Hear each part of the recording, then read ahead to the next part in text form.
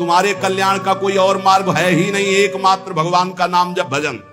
जहां आपको उपदेश दिया जा रहा हो भगवान का आश्रय लो, भगवान का नाम जप करो, उसी से मंगल होगा, वो सत्य बात है।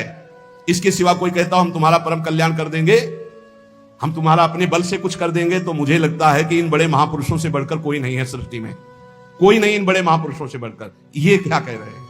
बेटा परीक्षित, तुम्हें तक्षक से डर लग रहा है?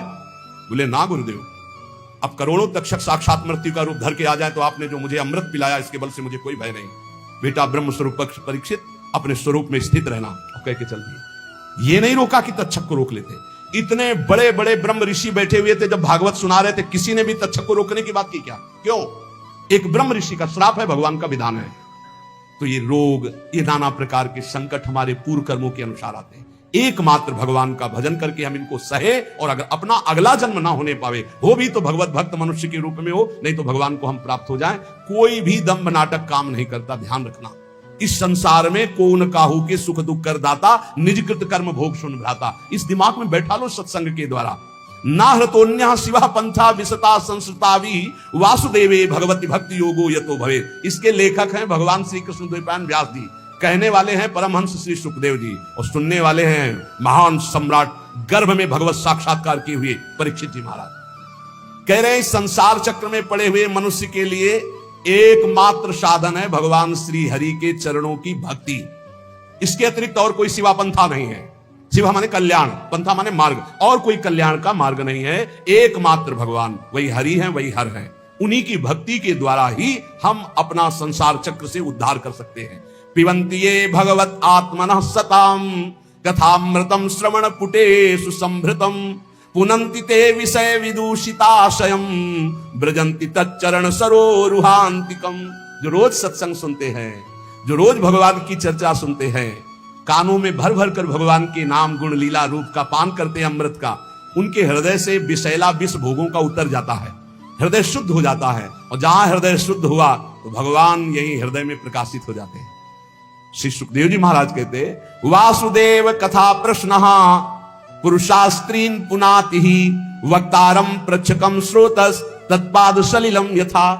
अगर कहीं तुम्हें संत समागम मिले, प्रश्न करने का अवसर मिले, तो भगवान के संबंध में प्रश्न करो, भगवत प्राप्ति के संबंध में प्रश्न करो, संसार से मुक्त होने के लिए प्रश्न करो। ये इधर उधर के प्रश्न नहीं।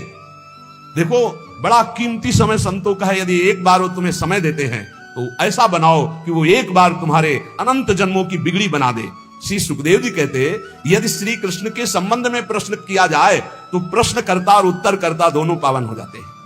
वक्तारम प्रक्षकम श्रोतस तत्पाद सलिलम यथा। बोले भगवान के विषय में प्रश्नकर्ता, उत्तर देने वाला और सुनने वाला तीनों पावन हो जाते हैं, जैसे भगवान का चरणामृत सभी को पावन करता है। इसलिए यस्तु तम श्लोक गुणानुवादः संगीयते भीक्षणम मंगलग्नः तमेव नित्यं शृणुयाद भीक्षणम कृष्णे मलाम भक्तिम अभीप्समानः। भगवान श्री कृष्ण का गुणानुवाद समस्त अमंगलों का नाश करने वाला है। यह है सही अमंगलों का नाश करने की बात। अगर आप भगवत चर्चा करते, जैसे एक दिन नरकों का वर्णन किया कि उस ऐसे ऐसे वाले नरक जाते हैं, तो बहुत लोगों ने प्रार्थना की कि उपाय भी तो बताओ कैसे बचे। ये 38 के 38 सब हम में पाए जाते हैं। कोई कह रहा था 10 हैं, कोई कह रहा था 5 है। बड़ी घबराहट हो रही क्योंकि आपकी बात पे विश्वास है, इसका मतलब टिकट बन गई नरक की हमारी, जाना पड़ेगा, तो जल्दी उपाय बता दो नरक से कैसे हटे। तो यस उत्तम श्लोक भगवान श्री कृष्ण संगीयते, यदि उनका गान किया जाए, जैसे भागवत ले लो और 10वें स्कंद पढ़ डालो हिंदी से ही, तुम्हें संस्कृत नहीं आता है, 10वें स्कंद के रोज 2 अध्याय पाठ कीजिए। अगर थोड़ा संस्कृत आती, गोपाल शास्त्र नाम का पाठ कर लीजिए और 1 घंटा नाम कीर्तन कीजिए, राधा राधा राधा, लिख लो, नरक नहीं जाओगे। इसका मतलब ये नहीं कि साफा बांध के नरक जाने वाले काम शुरू कर दो फिर और नरक जाओगे। अब लो नसानी अब ना नसही हो भाई, जो गलती हो गई उसके मिटाने के लिए दवा है, और गलत करवाने के लिए थोड़ी दवा है। परहेज करो, सदगुरु वैद्य बचन विश्वासा संयम यह न विषय कयासा। संत सदगुरुदेव जो परहेज बता रहे कि ये अब मत करना और ये नाम रूपी दवा खाओ तो निश्चित भवरोग नष्ट हो जाएगा। ये बात है।